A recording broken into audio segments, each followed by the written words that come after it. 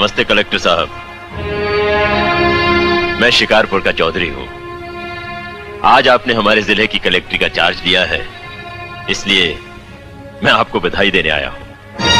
आप बाहर जाइए और फिर हमारी इजाजत लेकर अंदर आइए। आज तक मुझे किसी से इजाजत लेकर मिलने की जरूरत नहीं हुई कलेक्टर साहब।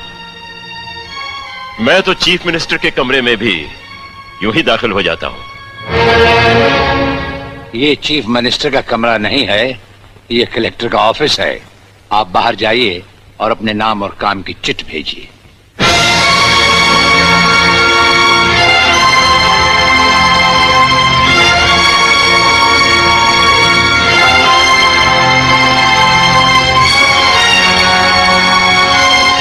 अंदर भेजो।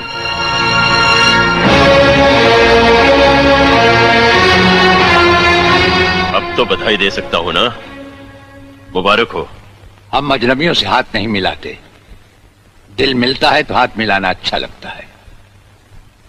और मुझे खड़े रहकर बात करना अच्छा नहीं लगता कलेक्टर साहब। मेहमान को अगर बैठने के लिए नहीं कहा गया तो मैं खुद बैठ जाता हूं।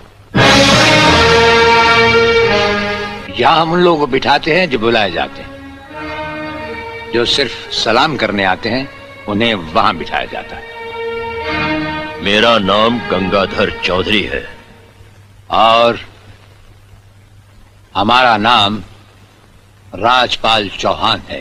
मैं यहाँ के मशहूर चौधरी खानदान से ताल्लुक रखता हूँ और हमारा खानदानी सिलसिला अजमेर के मशहूर पृथ्वीराज चौहान से मिलता है। मैं शिकारपुर का सबसे बड़ा जमींदार हूँ।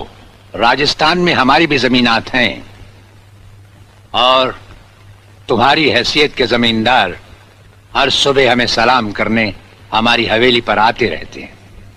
कलेक्टर साहब, आप जैसे बहुत से कलेक्टर यहाँ आए भी और चले भी गए। मेरा मतलब है कि समझ गए हम तुम्हारा मतलब। हाँ, हम वो कलेक्टर नहीं जिनका फूंक मारकर तबादला किया जा सकता है। कलेक्टरी तो हम शौक से करते हैं, रोजी रोटी के लिए नहीं।